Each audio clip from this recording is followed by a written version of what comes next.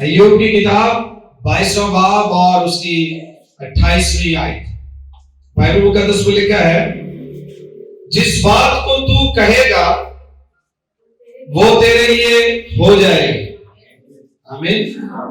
लेकिन सब, जिस बात को तू कहेगा वो तेरे लिए हो जाएगी और नूर तेरी राहों को रोशन करेगा। आमीन। सब कहिए आमीन।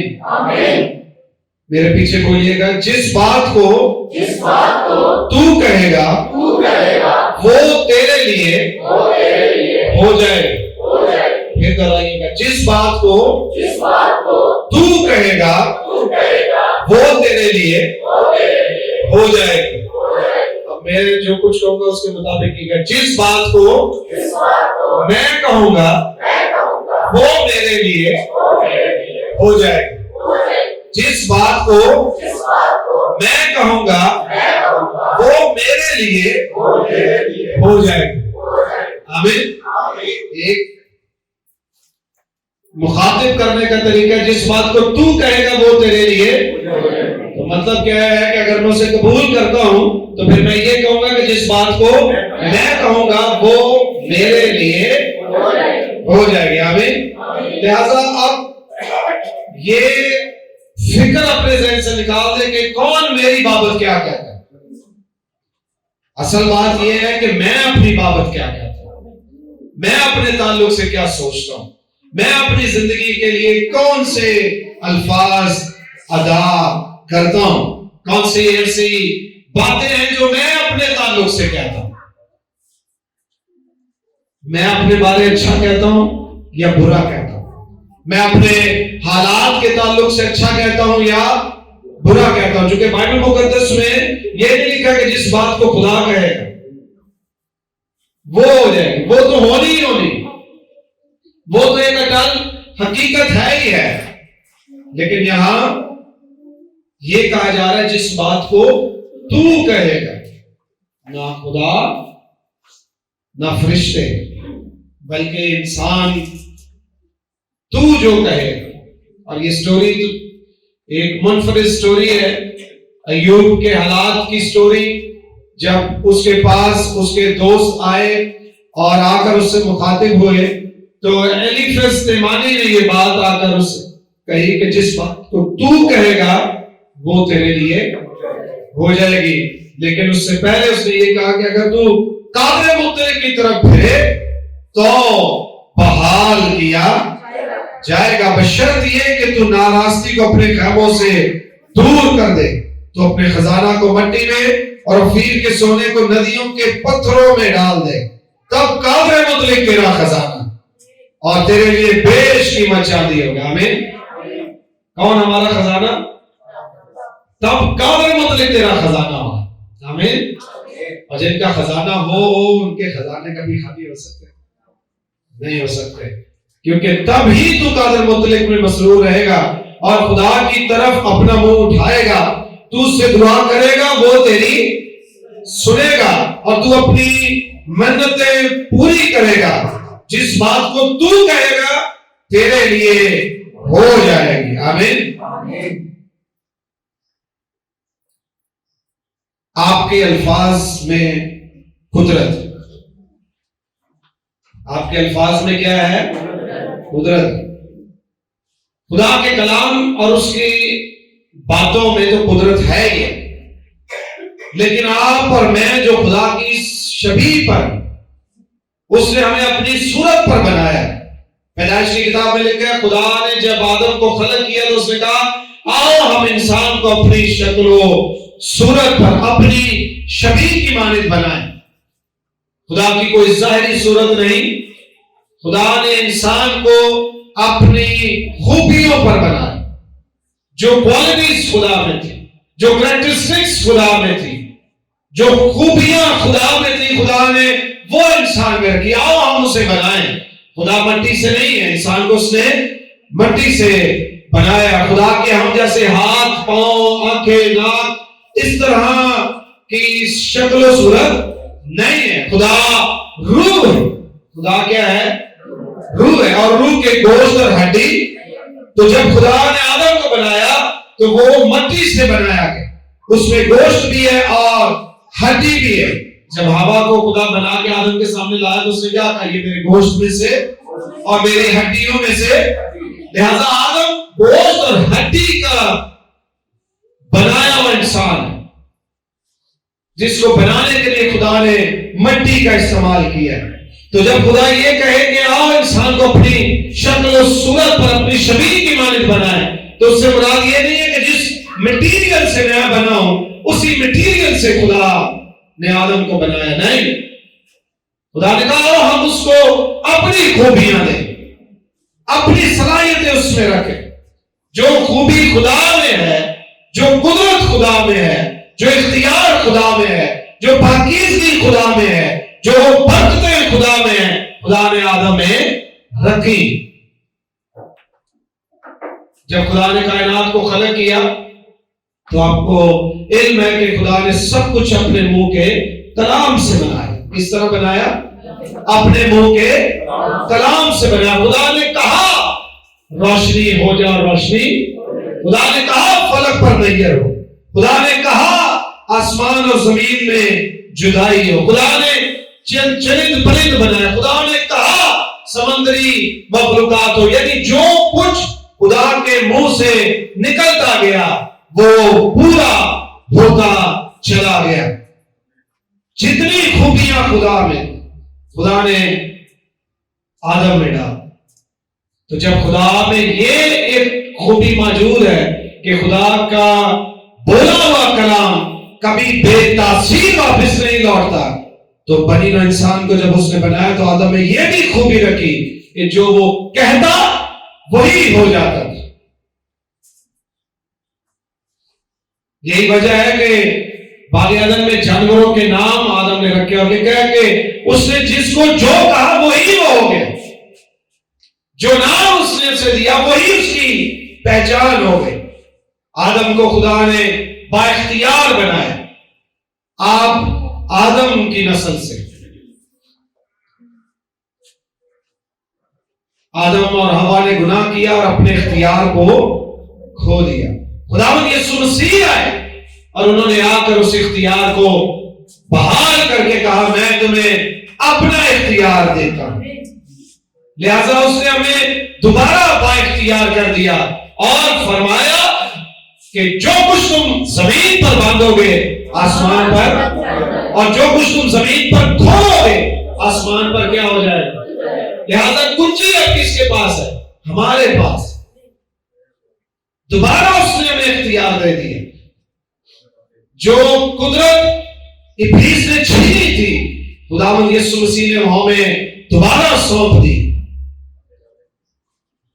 लिहाजा जिस बात को तू कहेगा वो तेरे लिए हो जाएगी। जो बोलते हैं सोच के बोला है, क्योंकि आपके अल्फाज में इंसान एक ऐसी हस्ती है जिसे खुदा ने जब बनाया तो उसे लफ्जों के इस्तेमाल पर इख्तियार दिया। इख्तियार हमारे पास है। हम क्या बोलते, हम कैसा बोलते, हम किस तरह बोलते, हम क्यों बोलते। अच्छा बोलना चाहिए, आमीन, क्योंकि हमारे अल्फाज कुदरत रखते हैं। आपके अल्फाज क्या रखते हैं? कुदरत रखते हैं। अच्छा बोला, कैसा बोला करें, क्योंकि जिस बात को तू कहेगा वो तेरे लिए हो जाएगी।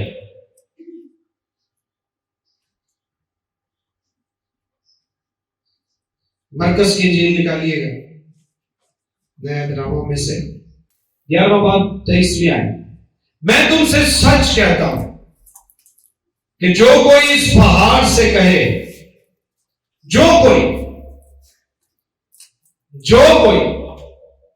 यीशु मसीह यहां ये नहीं कह रहे कि मैं अगर इस पहाड़ से हूं, शागिर्दों से मुखातिब होकर कहा जो कोई इस पहाड़ से कहे तू उखड़ जा और समुद्र में जा पड़ और अपने दिल में शक ना करे यकीन करे कि जो कहता है। ये नहीं यकीन करे कि खुदा सब करने की कुदरत, वो तो यकीन है ही है। यकीन किस पे करे? अपने कहे पर यकीन करना। बाज़ औक़ात हम कहते हैं जी खुदावंद तू मुझसे बोल और बात कर, और हम इंतजार करते रहते हैं खुदा ख्वाब में आए, रोया में आए, या फिर एक बार हम दुआ करते हो और ऐसे एक कॉर्नर से लाइट आए अंदर, और फिर उस लाइट में से आवाज आए और कहे रब्बुल फ़ाज यूं फरमाता है, फिर असं यकीन करना। या फिर कोई बहुत बड़ा खादिम आए, पास्टर आए, बिशप आए, ये पाकिस्तानी हो या बाहर से हो, गोरा हो या काला हो, कोई भी हो, लेकिन मशहूर हो, वो आगे कहे कि खुदावंद तुझसे यूं फरमाता है, उसका हम बड़ा यकीन करते हैं। खुदावंद यीशु मसीह अपने शागिर्दों से क्या कह रहे हैं? मैं तुमसे सच कहता हूं कि जो कोई इस पहाड़ से कहे तू उखड़ जा और समुद्र में जा पड़, और अपने दिल में शक ना करे, बल्कि यकीन करे कि जो वो खुद कहता है, कोई उसके लिए नहीं, जो वो खुद कहता है, जो वो कहता है वो हो जाएगा, तो उसके लिए वही होगा। आमीन। जैसा बोलते हैं आपके लिए वैसा ही हो जाएगा। भाई अगर तू इस पहाड़ से कहे यहां से उखड़ जा और समंदर में जा पड़, अपने दिल में शक ना करे, इसका मतलब क्या है? अपने आप पर भरोसा रखे, अपने कहे पर भरोसा रखना, अपने मुंह के बोले हुए अल्फाज पर यकीन करना कि मैं कह रहा हूं, चूंकि मैं कह रहा हूं इसलिए ये हो जाएगा, और मेरे कहने में खूबी क्या है कि मैं खुदा की शबीह पर बना हूं, और जो खुदा की शबीह पर है उसके अंदर इख्तियार, उसके अल्फाज में कुदरत है। खुदा ने अपने कलाम में खुद फरमा रखा है कि मेरा कलाम बेतासीर वापस नहीं लौटता। लिहाजा जो उसकी शबीह पर है उनका कलाम भी बेतासीर वापस नहीं लौटता। इसलिए बाइबल में साफ साफ कहा गया है कोई बेहुदा बात तुम्हारे मुंह से ना निकले, क्योंकि हर लफ्ज कुदरत रखता है, ताकत रखता है। जिस तरह के अल्फाज आप अपनी लाइफ, अपने हालात के लिए बोलते हैं, वही कुछ आपके लिए होना शुरू हो जाता है। एक बड़ा मशहूर वाक्य है, एक औरत जो 12 बरस से बीमार थी, बाइबल में लिखा है कि अपना सारा रुपया पैसा उसने बर्बाद कर दिया, सब तबीबों के पास चली गई, उसके हालात बेहतर ना हुए बल्कि पहले से ज्यादा बदतर हो गए। उसके बाद लिखा है कि वो खुदा यीशु मसीह के पास आई, खुदा यीशु मसीह की पोशाक को छुआ और वो चंगी हो गई, शिफा पा गई।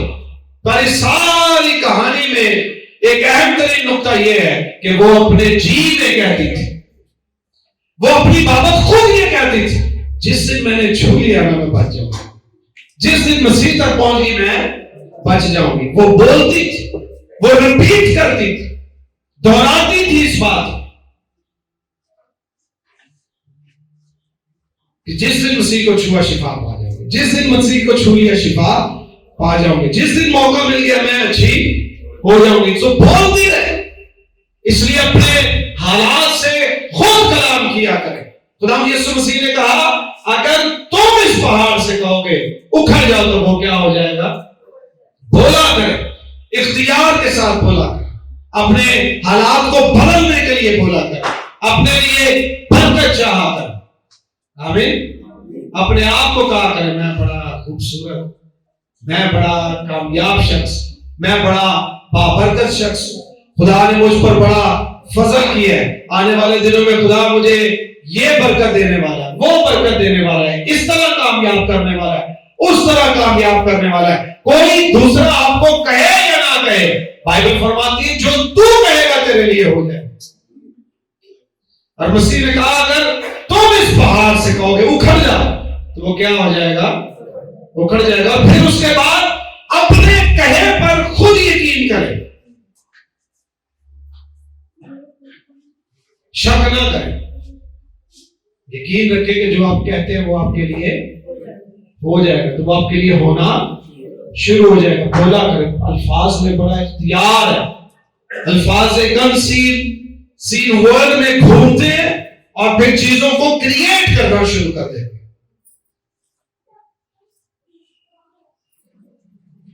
इसलिए अक्सर आपको कहते हैं ना कि अपने बच्चों को ना बोला करें तेरा बेटा कर, बेटा नहीं है कि नहीं बेटा। तो ये जो अल्फाज है ये क्या रखते हैं? इख्तियार।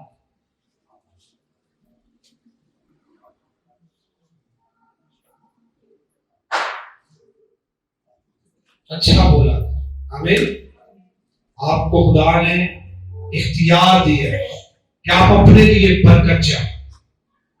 आमीन आमीन। खुदा ने मूसा से कहा मुझसे क्यों फरियाद करता, लोगों को कह आगे बढ़ो, बोल, और जब तू कहेगा आगे बढ़ो तो खुद ब खुद चीजें आपको रास्ता देना शुरू कर देंगी। हम बोलते हैं शाह राम, दूसरा सलातीन शाह राम, ईरान का जो बादशाह है, उसके लश्कर का सरदार था, उसका नाम क्या? नौमान। नौमान बदनी तौर पर एक बीमारी में मुब्तला था जो कोढ़ की बीमारी थी। कोढ़ की बीमारी थी और वो लश्कर का क्या था? सरदार था, एक बेहतरीन पोजीशन पर, लेकिन उसे क्या था? कोढ़ था, एक रोग था।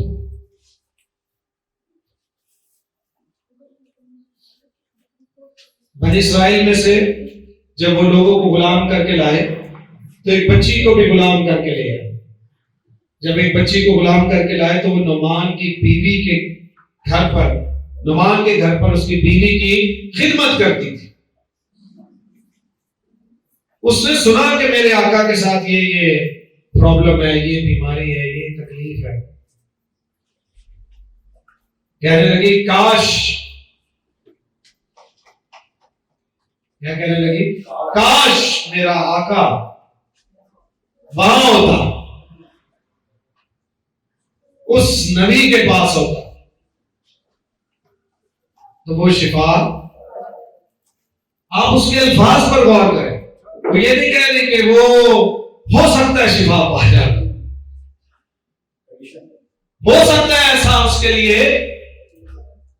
आप पता है कई बार मोहताज अंदाज में बात करते हैं, जब साहब को खुदा आत्मा के, चलो मैं कोशिश करा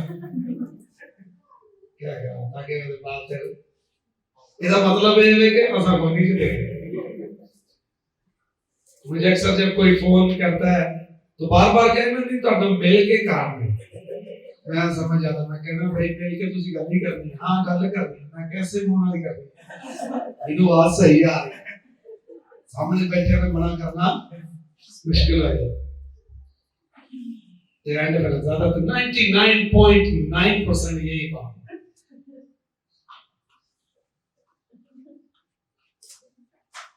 शक नहीं किया, यकीन से कहा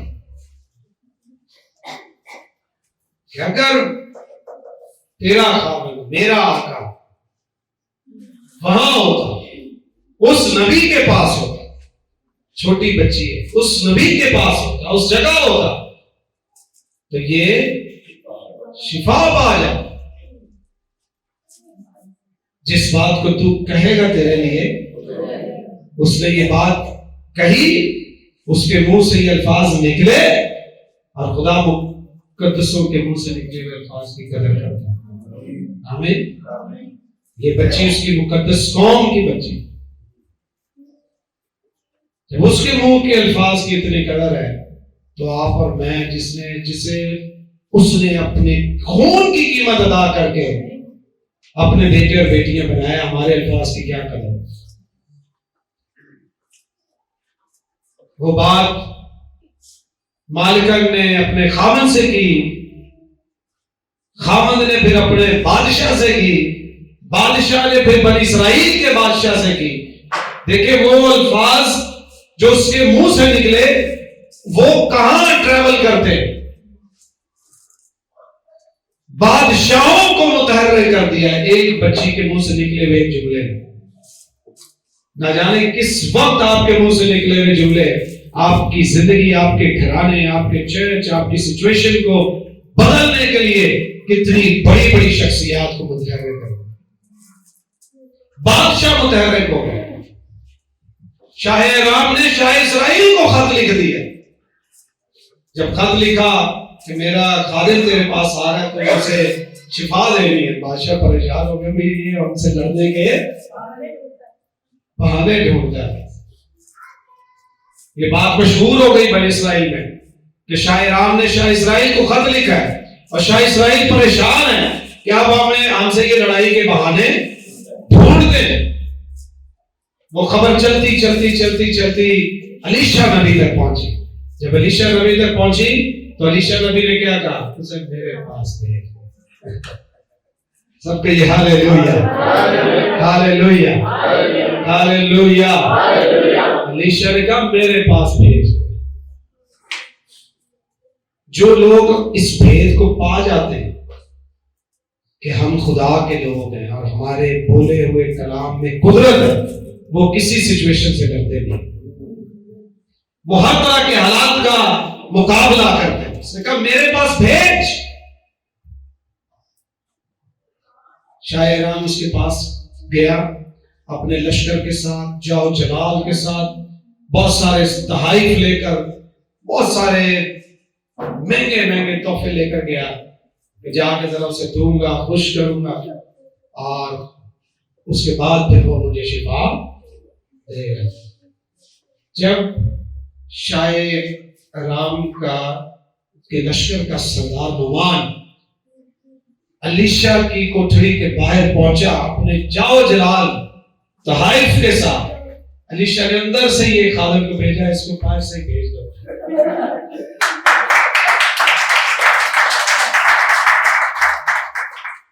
ऐसा लगता है कभी कभी ना खादिमा में बड़ा एटीट्यूड होता है। एक खादिम चौधरी सरदार ने कहते अपने घर लाएगा, असि सरदारों ने सरदार ने बच्चे सरदार को उधर अंदर भी लेना बार बार का है। बताना से ये था कि तू बनी इस्राइल के खुदा के खादिम के पास आए। मेरा तुझसे मिलना भी जरूरी नहीं है क्योंकि मेरे बोले हुए कलाम में ही बोल, तू मेरे सामने हो या ना हो। क्योंकि वो क्या सोच रहा था कि ये मेरे सर पे हाथ रखेगा, मेरे बदन पे हाथ रखेगा, कुछ कोई तौर तरीका इख्तियार करेगा। उसने कहा ना ना, मैं अगर बोल भी दूं तो वो पूरा हो जाए। बोले हुए कलाम जो कुछ तू कहेगा तेरे लिए हो जाएगा।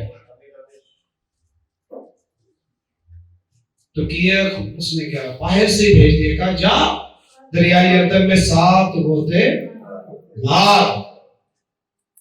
बिगड़ गया हो गई, मतलब मैं इन्हीं दुआ लगा है सारा कुछ। इतने बड़े लश्कर का आप देखें जिस फौज से शाह इस्राइल खौफजदा हो गया कि शाह राम मुझ पे चढ़ाई कर लेगा, लड़न दे बहाने ला बनाया मैं लड़न बहाने, तो वो बहाने ढूंढ रहा कि कैसे मुझसे लड़ने आ रहा। उससे शाह इस्राइल फिक्रमंद हो गया। ये उस सरदार की परवाह नहीं करता। इसको तजुर्बा हुआ,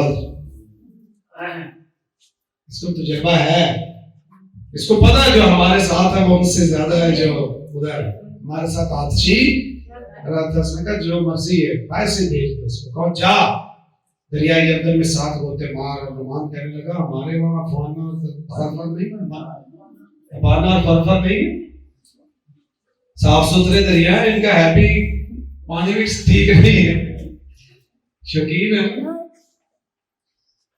शिफा भी लेनी तो शकीनी भी पूरी। अगर आपको कई एक लोग जब दुआ कराने आते हैं तो नस्ले की बोतल लेगा।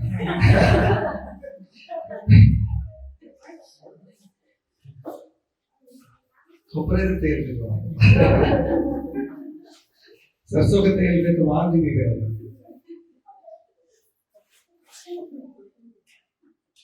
लेकिन पानी उधर सारे को साफ नहीं, उधर को मारने से उधर मार लेना। किसी ने उससे कहा अगर वो तुझसे कोई बड़ी बात कहता तो क्या तू ना करता? मकसद क्या है?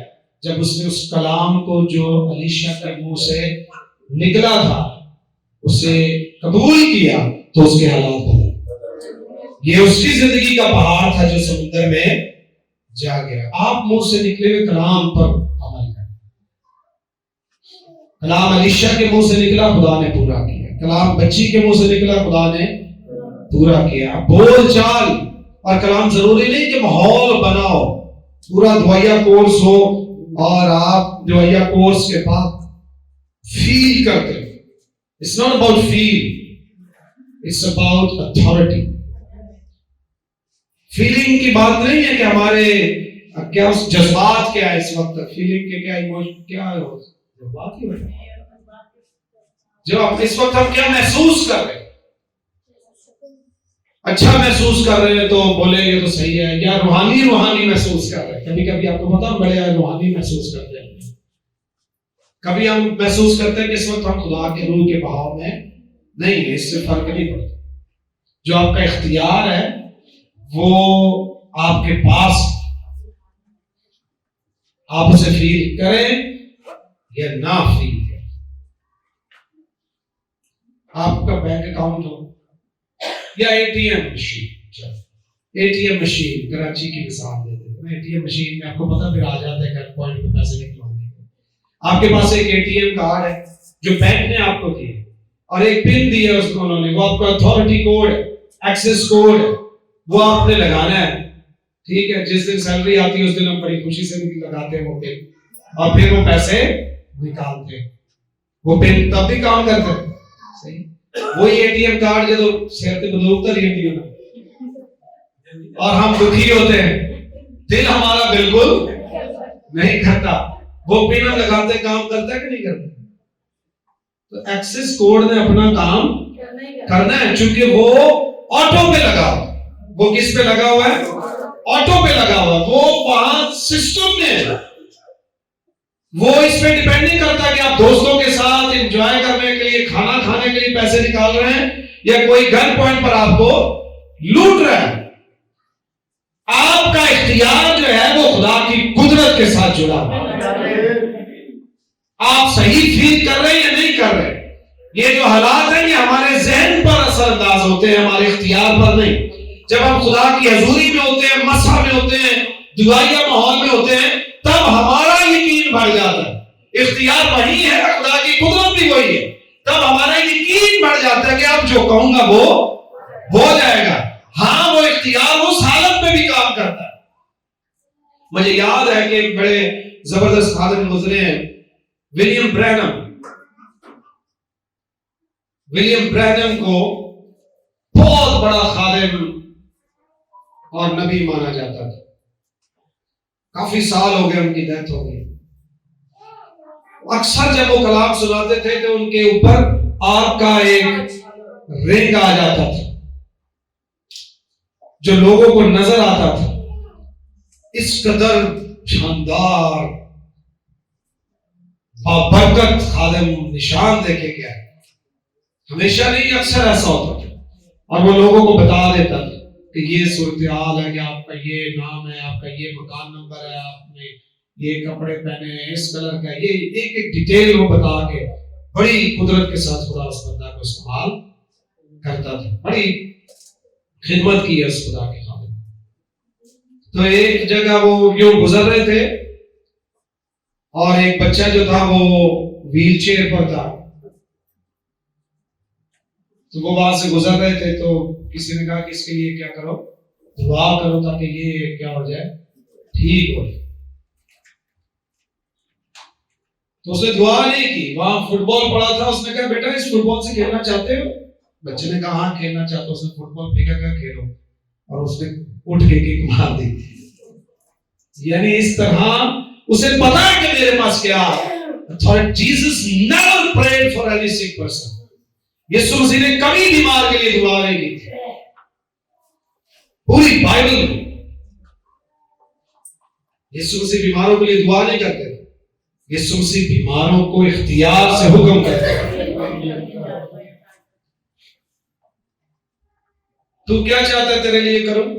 ये कि बीना हो जाऊं, जा बीना हो। तू क्या चाहता है? हाँ भाई ये आंखों पे मैला, जा जाके हौज में जाके धो ले। हाँ भाई तेरा क्या मसला है? ये मफलूज है, उठ अपनी चारपाई उठा और चल फिर। कोड़ी ऐ इब्ने दाऊद हम पर जाओ जाओ जाके कायनात में उठाओ। अगर जाओ अपने ताई इधर नहीं इधर नहीं इधर जाओ, बस ठीक है कायनों पे जाके।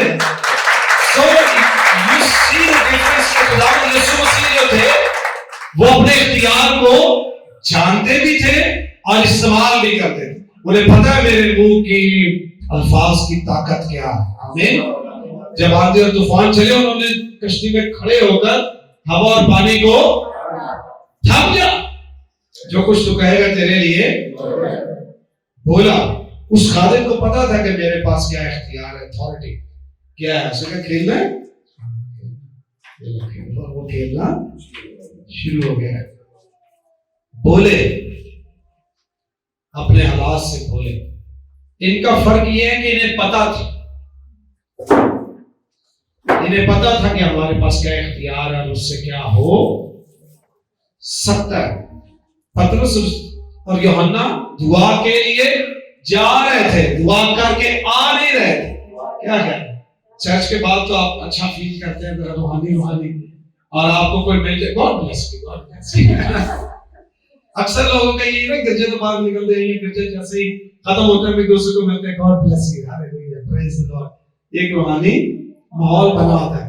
आते हुए नहीं इतना बना होता, जाते हुए ज्यादा। वो दुआ के लिए जा रहे थे, दुआ करके वापस आ नहीं रहे थे। अभी दुआ के लिए वो, जब दुआ के लिए इंसान जा रहा होता है तो अपनी बातें कर रहा हो। वहां भीख मांग रहा है एक शख्स है, उसने उनसे भीख मांगी है, कुछ तवक्को की है, वो उससे बातें कर रहा है। ये तो नहीं ना वो खुदावंद सोना और चांदी मेरे पास है, ये नहीं कह रहा। उससे कह रहा हाँ भाई कुछ मिलने की उम्मीद की, कभी सोना चांदी मेरे पास नहीं। वो मायूस हुआ, बातों में से कहा नहीं, लेकिन मेरे को एक काम है, जो मेरे पास है वो मैं तुझे देता हूँ यीशु के नाम से। तो ये इट्स नॉट अबाउट, आपको पता है ये खादिमों का तो कलाम ही नहीं शुरू होता जब तक वो कोर्स ना गा। अच्छा जेड़ा क्वायर लीडर हो तो कोर्स का भी एतबार नहीं होता। आपने देखा है पर एक क्वायर पहले पूरा कोर्स गाती है और वो कोर्स गा के उसके बाद में खादिम को कहा जाता है कलाम सुनाओ। इसमें कोई बुराई नहीं है, कभी कभार हो जाए, लेकिन अक्सर ही हमने देखा कि कईयों को मसा ही उठाया, उन्होंने किसी के मसा पे भी एतमाद नहीं। वो पहले वो कोर्स गा के पूरा माहौल बना के जब उनको मौका मिलता है आते ही है, फिर उन्होंने नवे से शुरू करना है। आइए हम एक दुआई का कोर्स करें ताकि मैं अपना मसा मगर वो माहौल ताकि बने, फिर मैं कलाम सुनो। पहाड़ पे कौन कोर्सेस करता था? दुनिया का सबसे अजीम तरीन वाज जो है वो पहाड़ी था। उधर कौन से कोर्स थे, कौन सा माहौल ठहरा हुआ था? हम यीशु मसीह बातें कर रहे हैं और वो बातें जो है वो दुनिया का सबसे बाबरकत तरीन वाज बन गया, जिसे कहते हैं पहाड़ी वाज। गुफ्तगू ही कर रहे हैं, चलते फिरते गुफ्तगू कर रहे हैं, और वो क्या है? ऐसा कलाम करें। आमीन। बोले ऐसी बात, माहौल में नहीं कि माहौल बढ़ेगा। फिर माहौल तो हम इसलिए माहौल क्रिएट करते हैं ताकि हम उसमें फील करें, लेकिन जो लोग अपने इख्तियार को समझते हैं उन्हें कुछ नहीं। अब मुझे सही याद नहीं आ रहा है, गालिबन ये स्टोरी भी विलियम ब्रैनम की है कि उनका एक्सीडेंट से डेथ हुई थी, और जब उनका एक्सीडेंट हुआ तो उनकी बीवी की डेथ हो गई, वहीं पे डेथ हो गई, और ये इनकी भी ऑलमोस्ट डेथ हो गई, ये मरने वाले थे। और मरने से पहले उन्होंने कहा किसी को कि खुदावंद रहम कर मेरी बीवी को जिंदा कर दे, मुझे ले ले और मेरी बीवी को जिंदा कर दे। और किसी से उन्होंने कहा या खुद अपना हाथ कहा कि मेरा हाथ उस पर रख दो, और जो ही रखा वो जिंदा हो गई। बड़ी बड़ी बात स्टोरीज। उन्हें पता है कि हम किसी हालत में भी जो कहेंगे वो हमारे लिए हो जाए। हम अपनी हालतों से कलाम करें, बोले पहाड़ की मिसाल इसलिए दी है कि पहाड़ से कहो, क्योंकि इंसान पहाड़ को सबसे बड़ा समझता है कि ये पहाड़ है, पहाड़ वाली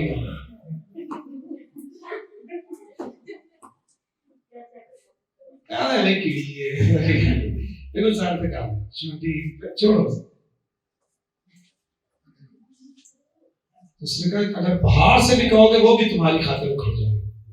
आपके हालात, आपके मामलात, आपकी मुश्किलात, आपकी चीजें पहाड़ की मानद भी क्यों नहीं है, आप उनसे कलाम, आप उन पहाड़ों से कलाम करके हुक्म करेंगे उखड़ जाओ, चला जाओ, और तुम्हारे लिए वैसा ही हो जाएगा। अच्छा बोलो आमीन, आमीन। आइए सर।